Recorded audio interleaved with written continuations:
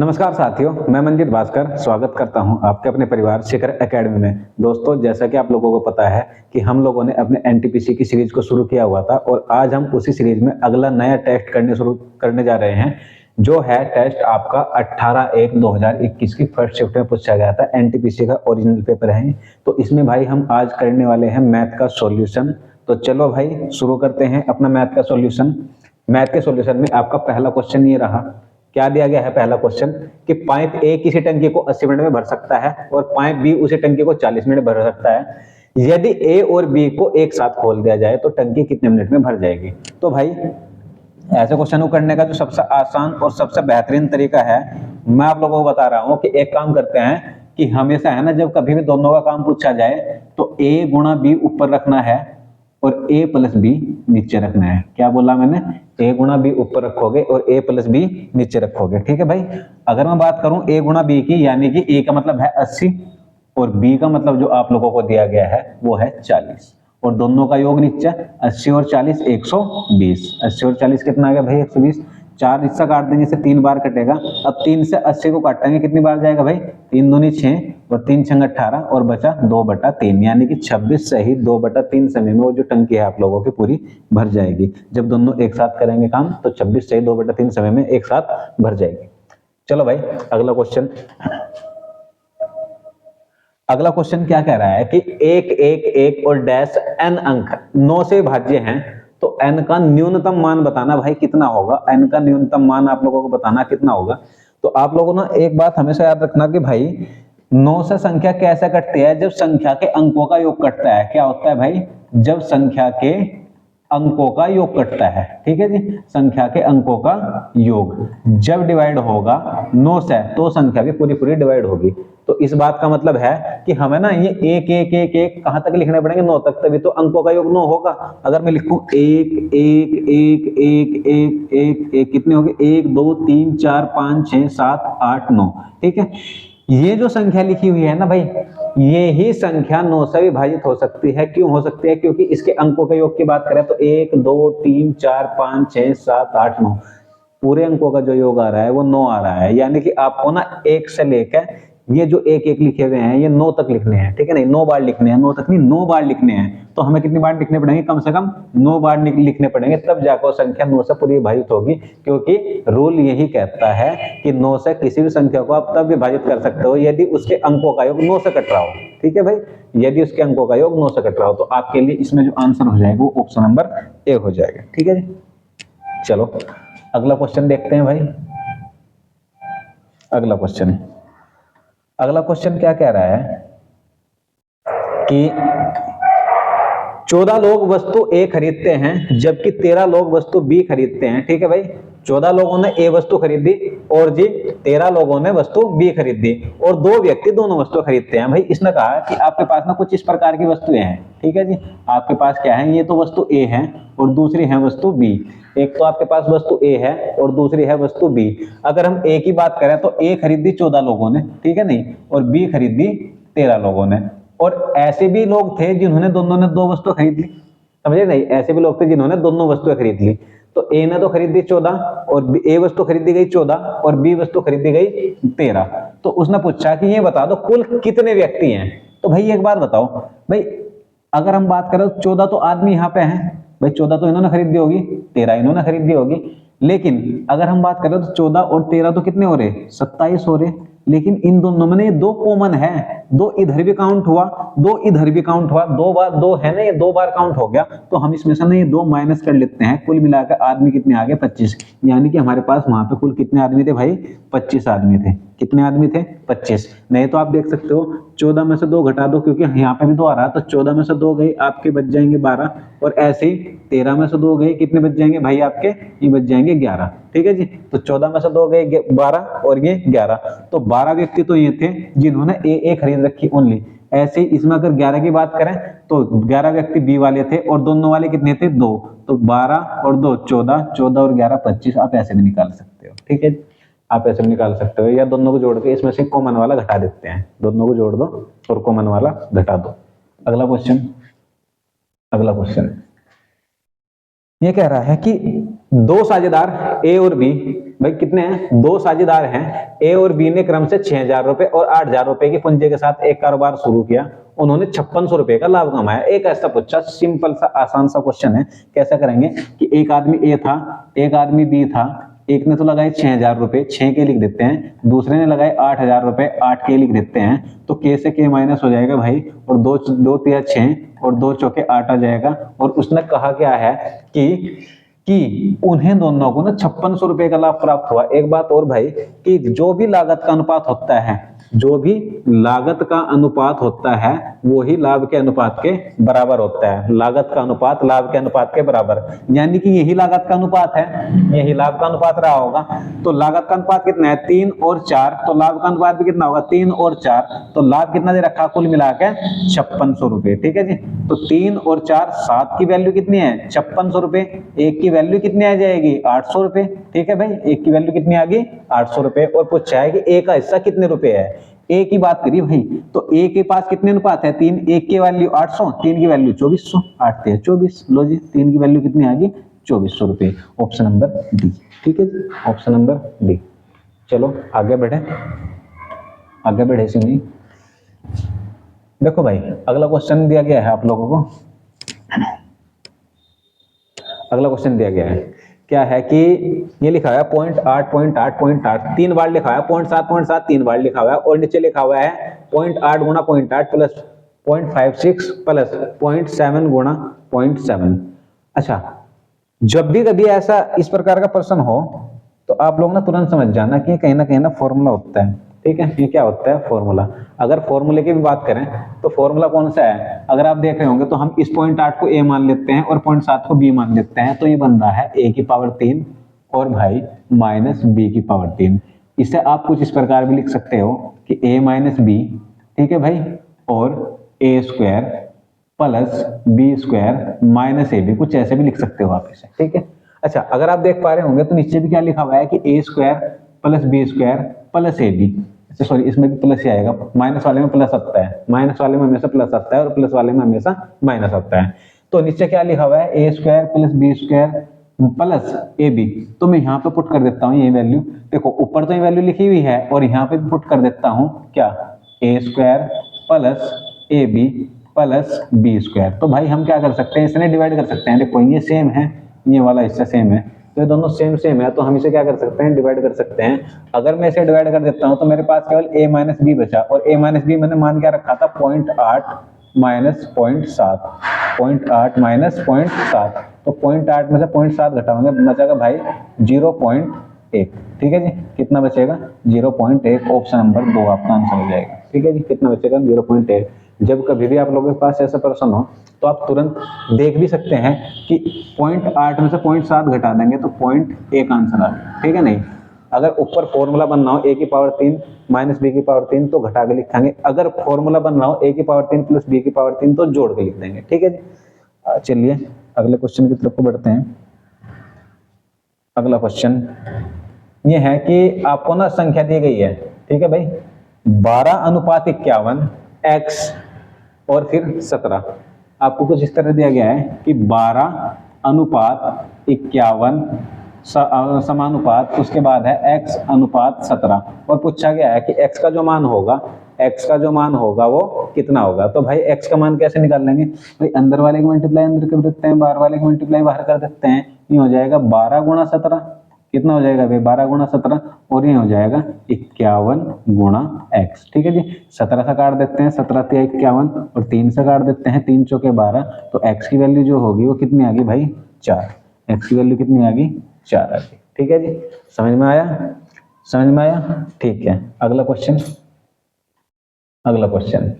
देखो, अगला क्वेश्चन ना आप लोगों को ये दिया गया है कि एक वृत्ताकार पथ की बाहरी और आंतरिक त्रिज्याएं 2a और b हैं, तो इसका क्षेत्रफल कितने वर्ग इकाई होगा। भाई देखो, आपके पास ना एक वृत्त है, आपके पास क्या है, एक वृत्त है। ठीक है, ये रहा एक वृत्त, तो आपके पास ये रहा, और दूसरा वृत्त हमने एक और बना लिया इसके जैसे ही, ये रहा भाई। ठीक है, एक वृत्त ये रहा और एक वृत्त ये रहा।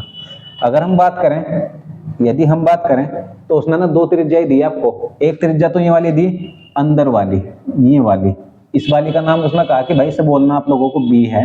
ठीक है, इस वाली का नाम क्या है बी।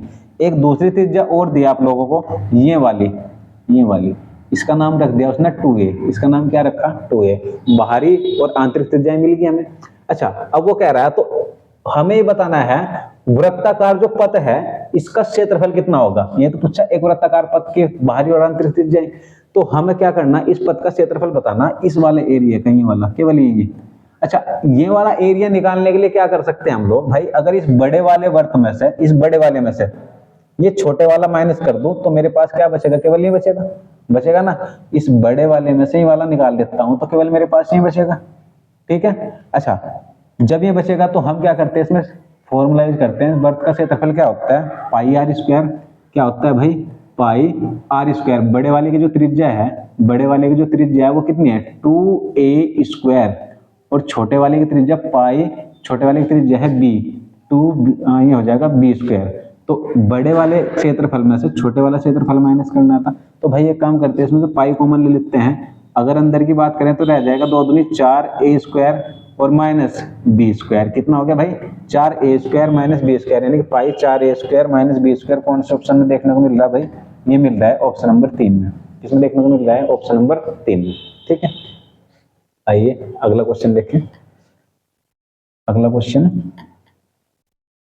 देखो भाई, मोहन कमलेश से 2 गुना दक्ष है। 2 गुना दक्ष का मतलब है कि वो 2 गुना ज्यादा काम कर पाता है, ठीक है। और एक साथ मिलकर वे काम को 22 दिनों में पूरा कर सकते हैं। मोहन अकेले काम को कितने दिनों में पूरा कर सकता है। भाई एक बात देखो, एक है मोहन और एक है कमलेश, तो मोहन कमलेश से 2 गुना दक्ष है। अगर हम बात करें इसकी स्पीड 1 है तो इसकी स्पीड 2 रही होगी, समझे नहीं, इसकी क्षमता 2 रही होगी, इसकी क्षमता 1 रही होगी।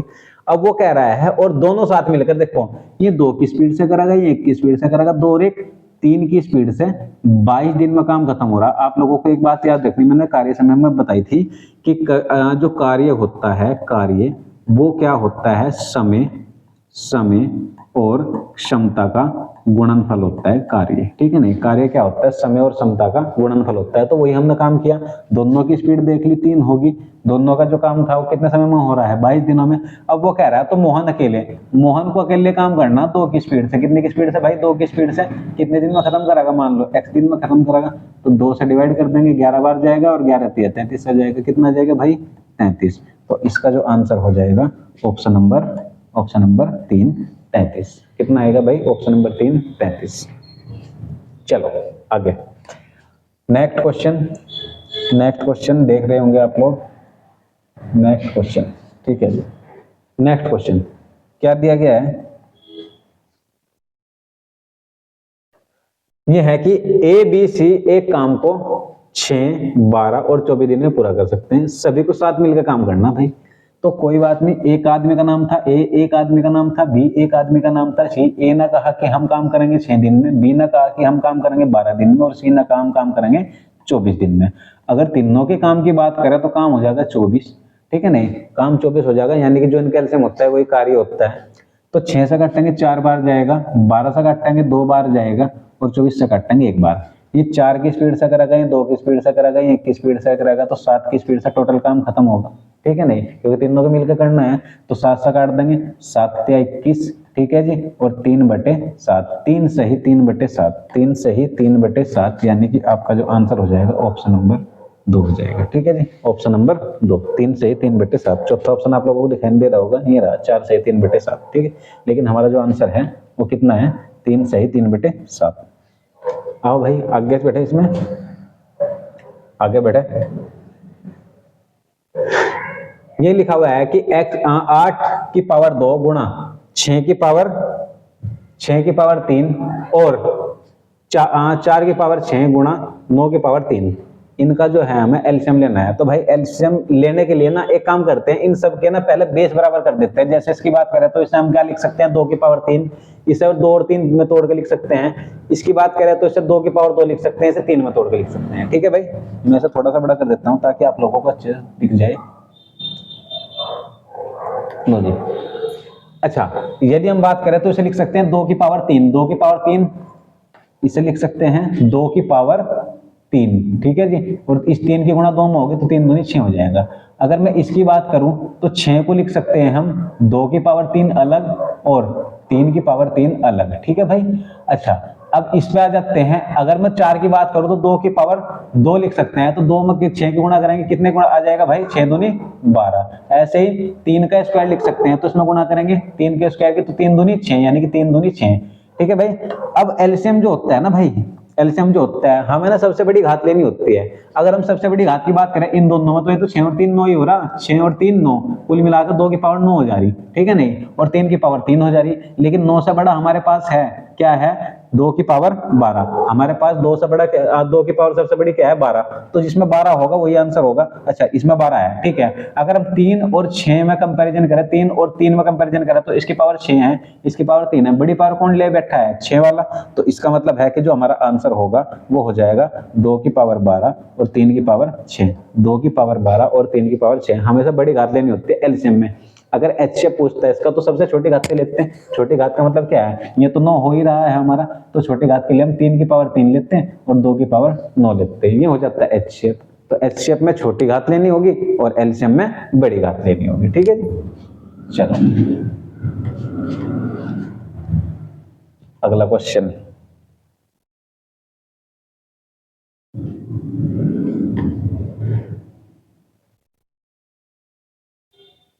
देखो भाई अगला क्वेश्चन क्या है कि एबीसी, त्रिभुज एबीसी और त्रिभुज पी क्यू आर समरूप है, ठीक है, और बीसी अपॉन क्यू आर जो है 1/3 है। तो एरिया बताना है हमें त्रिभुज पी क्यू आर का और त्रिभुज बीसीए का, जो एरिया का रेशो एरिया है वो ज्ञात करना है हमें, इनका रेशो ज्ञात करना है, यानी कि पी क्यू आर ऊपर और बीसीए नीचे है। अच्छा, एक बात याद रखना भाई, जब कभी भी दो समरूप त्रिभुज होते हैं, दो समरूप त्रिभुज, तो त्रिभुज का जो एरिया होगा ना, दो समरूप त्रिभुज का एरिया, त्रिभुज का क्षेत्रफल, त्रिभुज का क्षेत्रफल का जो अनुपात होता है उसकी भुजाओं के वर्ग के समानुपाती होता है, भुजा के वर्ग के समानुपाती होता है, ठीक है नहीं। मैंने क्या कहा, दो समरूप त्रिभुज का जो क्षेत्रफल होता है उनकी भुजाओं के वर्ग के समानुपाती होता है। अब अगर हम बात करें तो त्रिभुज एबीसी दिया गया था और त्रिभुज पी क्यू आर दिया गया था, समरूप थे, ठीक है। अच्छा, और उसने देखो पूछा क्या है, आपको दिया गया है कि BC अपॉन क्यू आर, तो त्रिभुज ABC की भुजा दी गई है BC और अपॉन पी क्यू आर की भुजा दी गई है क्यू आर, इनका जो रेशो है भाई 1/3 है। कितना है भाई, 1/3। और पूछा उल्टा है, देखो पहले पी क्यू आर रख दिया फिर BCA रख दिया, समझ गए। तो हमें पहले पी क्यू आर रखा ना, तो इसे भी उल्टा कर देते हैं भाई, इसे हम ऐसा ना लिखें ना, अगर इसे हम ऐसा ना लिखें तो इसे लिख देते हैं क्यू आर, क्या लिख देते हैं, क्यू आर, और बटे में लिख देते हैं BC, तो ये हो जाएगा 3/1। अब देखो पी क्यू आर ऊपर है, BC नीचे, ऐसे क्यू आर ऊपर आगे BC नीचे। इसका रीजन क्या है, क्योंकि जब हम आंसर निकाल लेंगे ना, अगर हम उसका आंसर निकालते सारे ऑप्शन में मैच करते, ठीक है। अब देखो मैंने क्या कहा कि त्रिभुज का जो क्षेत्रफल होता है उसकी भुजा के वर्ग के अनुपात समानुपाती होता है। तो अगर हम क्या कर दें कि इसका वर्ग कर दें, ठीक है नहीं, तो हमारा जो क्षेत्रफल निकल जाएगा त्रिभुज पी क्यू आर का एरिया और अपॉन त्रिभुज BCA का एरिया जो होगा वो कितना आ जाएगा, 3 3 9 और 1, तो ये आ जाएगा 9/1, यानी कि 9। अगर हम इसे डायरेक्ट रख देते हैं ना तो 1/9 आता है भाई, और 1/9 भी आंसर में है, ठीक है नहीं। जल्दबाजी में कभी कभार क्वेश्चन जो होते हैं वो गलत हो जाते हैं, तो इसलिए ध्यान रखो कि हमें पूछा क्या गया है, जो पूछा गया है वो ही निकालना है हमें। और आपसे पूछा गया था क्या पी क्यू आर और अपॉन BCA का एरिया, ध्यान रखना कि उनका जो एरिया होता है उनके भुजा के वर्ग के समानुपाती होता है, ठीक है नहीं। दो समरूप त्रिभुजों का जो क्षेत्रफल होता है उनकी भुजाओं के वर्ग के समानुपाती होता है, और जबकि जो उनका परिमाप होता है उनकी भुजाओं के समानुपाती होता है, वर्ग के नहीं, ओनली भुजाओं के, समझ गए नहीं क्या बोला मैंने। अगर परिमाप की बात करें, अगर परिमाप की बात करें भाई, परिमाप, तो परिमाप जो होता है उनकी भुजा के वर्ग के ना होकर केवल भुजा के बराबर होता है, ठीक है नहीं।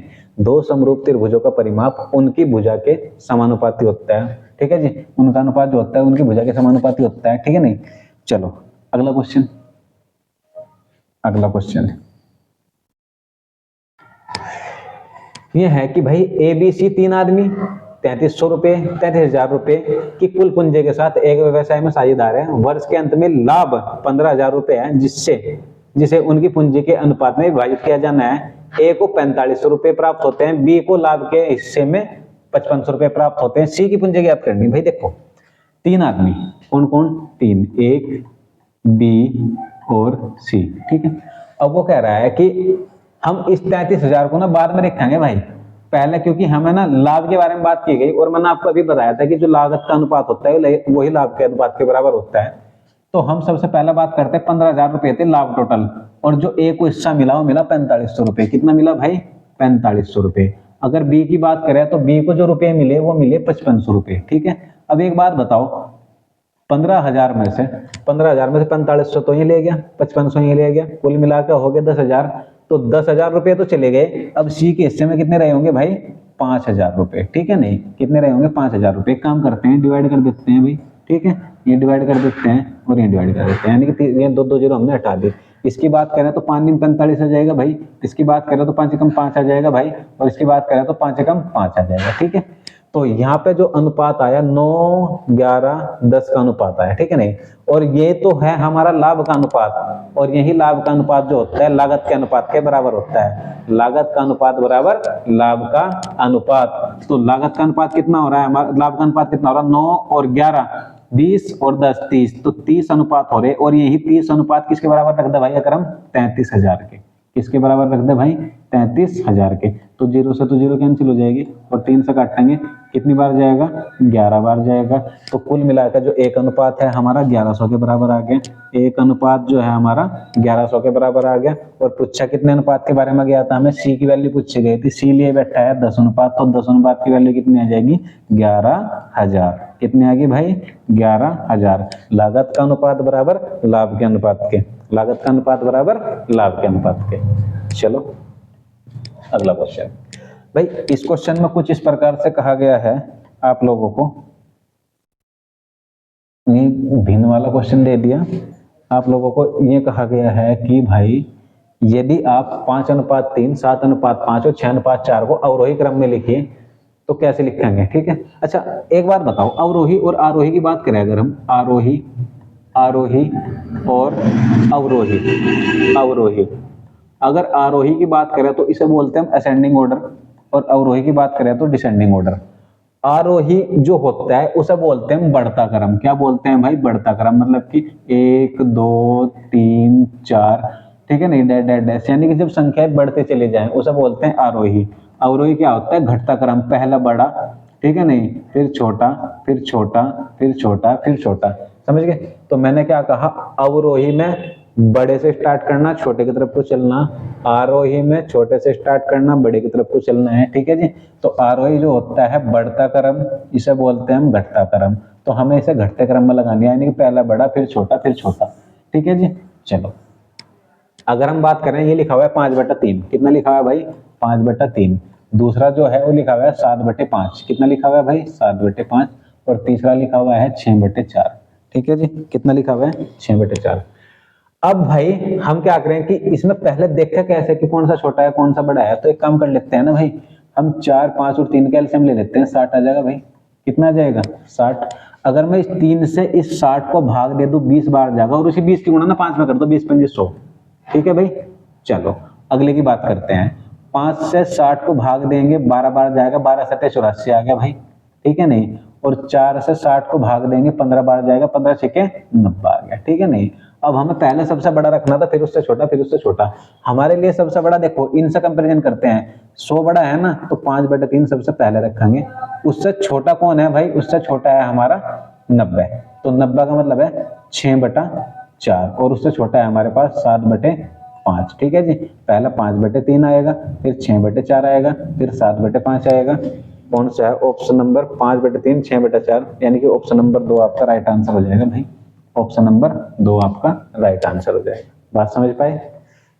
बात समझ पाए ना? चलो अगला क्वेश्चन है भाई आप लोगों के पास। अगला क्वेश्चन है, अगले क्वेश्चन में क्या दिया गया है कि यदि 110 मीटर स्क्वायर क्षेत्रफल वाले एक आयताकार सौर पैनल की लंबाई चौड़ाई से 10% अधिक हो तो उसकी चौड़ाई क्या होगी? भाई एक बात बताओ, एक आपके पास लंबाई है, एक आपके पास चौड़ाई है, ठीक है नहीं। तो लंबाई चौड़ाई से 10% अधिक है। अगर ये 100 है तो ये 10% अधिक रही होगी, 110 रही होगी भाई। अगर मैं इससे इसे डिवाइड कर दूं तो यानी कि हम कह सकते हैं इनका जो रेशो रहा होगा 11:10 का रहा होगा। ठीक है, क्षेत्रफल क्या होता है, लंबाई गुणा चौड़ाई होता है। क्षेत्रफल क्या होता है, लंबाई गुणा चौड़ाई होता है। अगर आप देख पा रहे होंगे तो हमारा 11 और 10 को गुणा करके ही हमारा सीधा क्षेत्रफल निकल जा रहा है 110। तो हम डायरेक्ट भी बोल सकते हैं कि भाई हमारे लिए लंबाई जो है वो 11 है और चौड़ाई जो है वो 10 है। तो हम इसमें देख कर आंसर लगा सकते हैं कि जो 10 होगा वो हमारा सही आंसर होगा, क्योंकि इन दोनों को मल्टीप्लाई करके ही 110 बन पा रहा है। ठीक है भाई, 110 बन पा रहा है। तो हमारा आंसर कौन सा हो जाएगा, ऑप्शन नंबर 2। ठीक है जी, चलो भाई आगे बढ़े इसमें। देखो आप लोगों का एग्जाम जो है मार्च से अप्रैल में, अप्रैल के समथिंग होगा।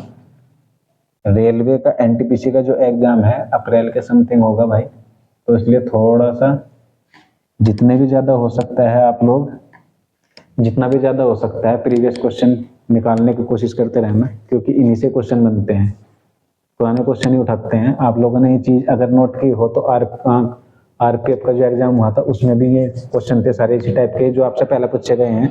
एएलपी की बात करें तो एएलपी वाले क्वेश्चन भी आपको दोबारा से रिपीट हुए हैं। तो ध्यान रखना कि ये क्वेश्चन जो है दोबारा से रिपीट होने की ज्यादा से ज्यादा संभावना रहती है। ठीक है, अब दिया गया है कि कोसेक 75 प्लस थीटा, सेक 15 माइनस थीटा और -10 55 प्लस थीटा और कोट 35 प्लस थीटा। अब देखो 35 माइनस थीटा, अगर ऐसे क्वेश्चन को बिल्कुल एक लाइन में करना है ना भाई, तो बस आपको ना मैं आपको एक बात बता देता हूं कि अगर हम बात करें इसे 90 में से घटा कर देख लो एक बार, इससे 90 में से घटा कर देख लो।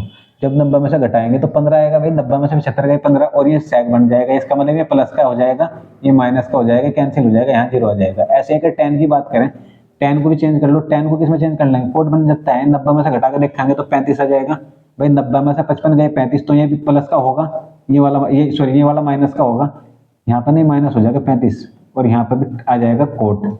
ठीक है जी, ये माइनस आ गया यहाँ पे, ये वाला प्लस का है तो ये हो जाएगा कैंसिल। तो कुल मिलाकर जो आपका आंसर होगा वो 0 आ जाएगा, ऑप्शन नंबर 2, अगर आपको डायरेक्ट करना है। नहीं तो आप लोग एक काम करो, अगर आप इसे बिल्कुल बेसिक से भी करना चाहते हो तो वो मैं भी आप लोगों को बता देता हूँ। देखो कोसेक लिखा हुआ है, क्या लिखा हुआ है भाई, कोसेक। कोसेक मैं से लिख देता हूँ 75 लिखा हुआ है ना, 90 माइनस 75 को क्या लिख देते हैं, ये लिख देते हैं 90 माइनस 75। ठीक है भाई, और जब इस माइनस की मल्टीप्लाई अंदर होगी थीटा में तो हो जाएगा माइनस का थीटा। ठीक है जी, मैं केवल एक ही सोल्व करके दिखा रहा हूँ, उसके बाद आप लोग समझ जाओगे, क्योंकि 10 का सीधा कोट में चेंज हो जाएगा। अब अगर बात करें तो कोसेक जो चेंज हो जाएगा वो किस में चेंज हो जाएगा भाई, सेक में। तो सेक 90 माइनस 75 कितना आ जाएगा भाई, 15 और माइनस थीटा। ठीक है, नहीं कितना आ गया, 15 माइनस थीटा। अब आप देख पा रहे होंगे सेक 15 माइनस थीटा है प्लस का, और ये सेक 15 माइनस थीटा है माइनस का, इसलिए हमने कैंसिल कर दिया, 0 आ गया। सेम टू सेम यही कंडीशन इसमें अप्लाई होगी, तो इसका भी जो होगा वो 0 आ जाएगा, और 0 प्लस 0 0 ही होता है। तो आपका जो आंसर होगा इसमें 0 होगा, ऑप्शन नंबर 2। ठीक है भाई, क्या होगा, ऑप्शन नंबर 2। थोड़ा ना एक आधी लाइन में क्वेश्चन हो जाता है, अगर आप लोग इन चीजों को थोड़ा सा ध्यान रखो कि हाँ भाई 10 का कोट में चेंज होगा, साइन का कोस में चेंज होगा। अच्छा, अगला क्वेश्चन एक और दिया गया है भाई, अगला क्वेश्चन जो है एक और है और ट्रिग्नोमेट्री से संबंधित है आपका। अगले क्वेश्चन में क्या दिया गया है कि sine theta plus cosec theta बराबर 2 है।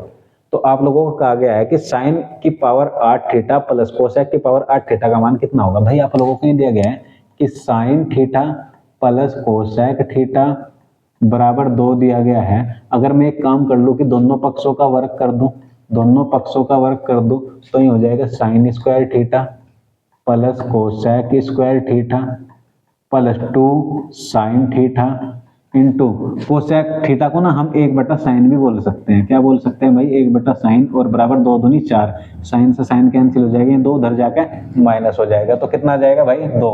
अगर मैं यही प्रक्रिया 8 बार भी दोहराऊं ना तो हर बार है ना आंसर 2 ही निकलेगा। अगर यही प्रक्रिया में दोबारा से फिर दोहराऊं, फिर क्योंकि साइन से साइन कटेगा ही कटेगा। आप लोगों ने ये वाली कंडीशन तो पढ़ी ही होगी कि x प्लस 1/x बराबर, मान लो a है तो x square plus 1/x square का जो मान है वो कितना होगा। तो आप लोगों को पता है हम क्या करते हैं कि a का स्क्वायर उसमें से 2 घटाते हैं। अब एक बात तो देखो ना कि भाई यहाँ पर ना पहले ही 2 दे रखा, आप कितनी बार कर लो, क्योंकि हर बार 2 ही घटाएगा, तो 2 का स्क्वायर करके 2 घटाएंगे, 4 2 दूनी 4, 4 में से 2 गए 2। फिर यही काम करेंगे, 2 में से 2 का स्क्वायर करेंगे, 2 दूनी 4, 4 में से 2 गए 2। तो हर बार 2 ही आता रहेगा, चाहे आप 8 तक लेके जाओ, चाहे आप 12 तक लेके जाओ, चाहे आप 16 तक लेके जाओ, हर कंडीशन में जो इसका आंसर होगा भाई वो कौन सा बनता रहेगा, 2 ही बनता रहेगा। ठीक है भाई, क्या बनेगा, 2। बात समझ पाए ना। कोई डाउट हो तो आप लोग कमेंट में पूछ सकते हो, इसी प्रकार का कोई भी डाउट रहा हो तो आप लोग कमेंट में पूछ सकते हो। ठीक है नहीं, बाकी जो सेंटर पे पढ़ते हैं बच्चे वो ऑफलाइन पूछ सकते हैं। चलो भाई अगला क्वेश्चन दिया गया है कि 1254 है, 1254 है और 125.4 है, 12.54 है, इन्हें ना भाई जोड़ के लिखना है। देखो कभी भी है ना ये मत सोचो कि भाई बस फटाफट ऐसे जोड़ना शुरू कर दो, हमेशा है ना पहले ना क्वेश्चन को लिख लो 1254, ठीक है नहीं, फिर उसके बाद 125.4, फिर लिखा हुआ होगा 12.54, फिर उसके बाद लिखा होगा 1.254, बस जोड़ना शुरू कर दो। अब वहीं आ जाएगा 4, 5 4 9, 5 4 9 और 2 11, 4 5 9 और 2 11 और 1 12 और 1 13, 5 2 7 और 1 8 और 1 9, 2 और 1 3 1। ये लो जी, ये आ गया 1393 वाला। 1393 वाला केवल एक ही ऑप्शन मिल रहा है, ऑप्शन नंबर 3। 1393 वाला केवल एक ही ऑप्शन मिल रहा है, ऑप्शन नंबर 3। तो ऐसे जोड़ोगे ना, देखो जोड़ने में ज्यादा टाइम नहीं लगता, पता लगा कि आप ऐसे जोड़ते रहे, एक आधा गलत होगा, पता लगा ये वाला आंसर आ गया और ये वाला आंसर आ गया, तो ये तो वैसे ही गलत है। ठीक है भाई, चलो भाई अगला क्वेश्चन आप लोगों को जो कह रहा है, अगला क्वेश्चन आप लोगों से क्या कह रहा है भाई कि एक समकोण त्रिभुज है आपके पास ABC और वो B पे समकोण है। ठीक है, मैं एक समकोण त्रिभुज आप लोगों के समक्ष पेश करता हूं। ये रहा आपका समकोण त्रिभुज। लो भाई आप लोगों के लिए एक समकोण त्रिभुज तैयार। त्रिभुज का नाम है AB और C। इसे दूसरे वे उसमें बना देते हैं, कोई बात नहीं। लो जी ऐसे बना देते हैं, थोड़ा सा और अच्छा सा लगेगा। ये हो गया A, ये हो गया B और ये हो गया C। ठीक है, क्योंकि B पे समकोण है, ये हमने कह दिया कि B पे समकोण है। ठीक है, अब वो कह रहा है यदि tan A बराबर √3 हो। ठीक है भाई, अब वो कह रहा है क्या कि यदि tan A बराबर √3 हो तो tan A क्या होता है, tan होता है लंब बटे आधार। ठीक है नहीं, लंब बटे आधार, लंब बटे आधार। ठीक है नहीं, ये क्या दे रखा आपको, √3, तो इसे लिख सकते हैं √3/1। तो A की बात कर रहा है वो tan A की, A के लिए ध्यान रखना ये वाला लंब होगा, ये वाला आधार होगा। ध्यान रखो जो भी जिसके बारे में पूछा जाए ना उसके सामने वाली भुजा उसके लिए लंब होती है। जैसे C की बात करेगा तो C के लिए ये वाला लंब होगा, ये वाला आधार होगा। ठीक है नहीं, अभी हम उसमें tan A की बात करिए तो tan A के लिए हमारे लिए ये वाला लंब है, लंब की वैल्यू √3 दे रखी और आधार की वैल्यू 1 दे रखी। अगर ये √3 है, ये 1 है, तो पाइथागोरस प्रमेय के अनुसार ये 2 होगा, क्योंकि इसका स्क्वायर करोगे √3 का स्क्वायर 3, 1 का स्क्वायर करोगे 1 तो 3 और 1 4, और 4 का वर्ग 4 किसका वर्ग होता है, 2 का। ठीक है भाई, तो हमारे लिए ये वाला A के लिए ये वाला लंब, ये वाला आधार। अब पूछा देखो क्या उसने, साइन A, साइन क्या होता है, लंब बटे, अच्छा हाँ साइन C, सॉरी क्या पूछा, हाँ नहीं साइन A पूछा गया है, साइन A और कोस C। देखो साइन A के लिए ये लंब होगा, ये कर्ण होगा, तो लंब बटे कर्ण लिखेंगे, यानी कि √3/2। ठीक है जी।